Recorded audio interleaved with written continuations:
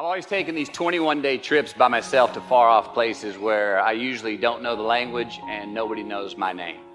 They're adventures, one, but they're also a purge. All right, they're a cleanse for me. They're like a 21-day fast from attention, from all the things I have in my well-appointed life. They're a check out so I can check in with me, see how I'm doing, be forced to be my own and my only company, to have a look in my mirror. And we all know what can happen when we do that. Sometimes we do not like what we see. Well, in 1996, right after I got famous from a film I did called A Time to Kill, I headed out on one of these 21-day walkabouts, and this time to the jungles and the mountains of Peru. The sudden fame that I just gotten was somewhat unbalancing. My face was everywhere. Everyone wanted a piece of me. People I'd never met were swearing that they loved me. Everywhere I went, there I was on a billboard, a magazine cover. It was just weird overall. You know, I was asking myself, what's the reality in this and what's the bullshit? Did I deserve all this? These were all questions I was asking myself. Who was I was another. Now, there's always an initiation period with these trips, an amount of time that it takes for the place to initiate the traveler, the time it takes to disconnect from the world we just left and become completely present in the one we are traveling in. Now, for me, that initiation period usually lasts about 13 days. 13 hellish days until I am out of my own way. Well, it was the night of the 12th day of my 21-day trip. I'm settling into camp. I'd already hiked 80 miles to this point, and I had a 3-day trek ahead of me to Machu Picchu. And I was full on sick of myself, wrestling with the loss of my anonymity. I was guilt-ridden for sins of my past. I had a lot of regret. I was lonely, disgusted with my company, mine, grappling with these demons on this night. I couldn't sleep. All of these badges and banners and expectations and anxieties that I was carrying with me, I needed to free myself from them. So I stripped down to nothing. I took every moniker that gave me pride and confidence, all the window dressings, the packaging around the product. I discarded them all. I got rid of my lucky and faithful American cap. I stripped off all my talismans from adventures past. I even discarded my late father's gold ring with an M on it that he gave to me. And it was a meltdown of he and my mom's class rings and gold from my mom's teeth. I even got rid of that. I was naked, literally and figuratively. And I got sick. I felt clean. I felt free and light.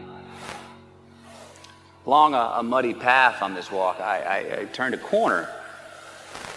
And there in the middle of the road was this mirage, this magnificent pinks and blues and red colors that I'd ever seen.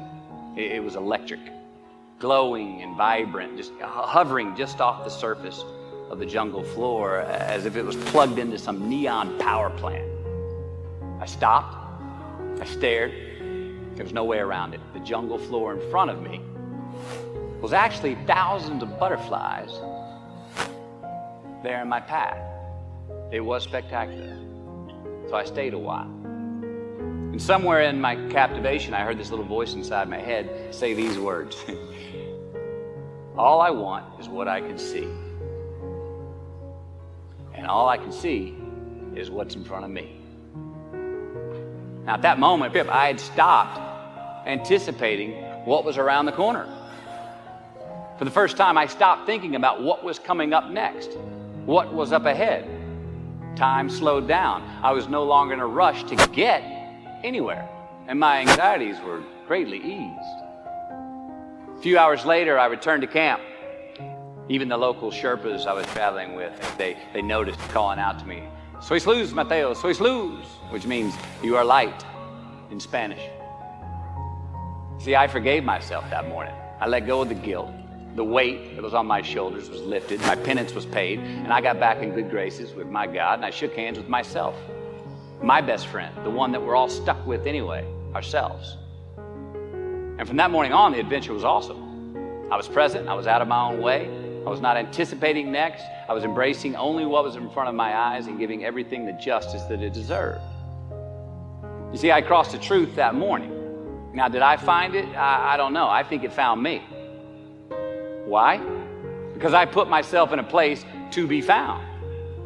I put myself in a place to receive the truth. So how do we know when we cross the truth? Well, I think the truth's all around us all the time. I mean, I think the answer, it's always right there. I think it's all around us. We just don't always see it. We don't always grasp it, hear it, access it. Usually because we're not in the right place to do so. So what do? First, I believe we've got to put ourselves in the place to receive the truth. Let's admit it. We live in an extremely noisy world with all kinds of frequencies coming at us. We got commitments, we got deadlines, fix this, do that, plans, expectations, and they all make it hard to get clarity and peace of mind. So we have to consciously put ourselves in places to receive that clarity. Now that may be prayer, that may be meditation, that may be a walkabout, that may be being in the right company, a road trip, whatever it is for you, schedule that time. Schedule it. So, if we do that, if we hear it, if we put ourselves in a place to hear it, and we do, and it's become clear, a truth, natural and infinite, then the second part comes, which is to personalize it. Ask yourself how it works for you, how it applies to you personally, why you need it in your life specifically. And if you do that, then comes the third part. Have the patience to internalize it and get it from our intellectual head, thinking about it, and into our bones and our soul and our instinct. Now, we cannot rush this part. It does take time. So if we get that far, we've received it, we personalized it, and we've internalized it. If we make it that far, we've got to have the courage to act on it, to actually take it into our daily lives and practice it, to make it an active part of who we are and live it. Do that. All right, if we can do that, then we have what I believe is heaven right here on earth. I mean, that's the ticket, isn't it? Think about it. I know that's where I want to live. While we're here. And they're going to run across the Jumbotron. Let's make it a place where we break a sweat, where we believe, where we enjoy the process of succeeding in the places and ways that we are fashioned to, where we don't have to look over our shoulder because we're too busy doing what we're good at, voluntarily keeping our own counsel because we want to, traveling towards immortal finish lines. We write our own book, overcoming our fears. We make friends with ourselves. And that is the place that I'm talking about.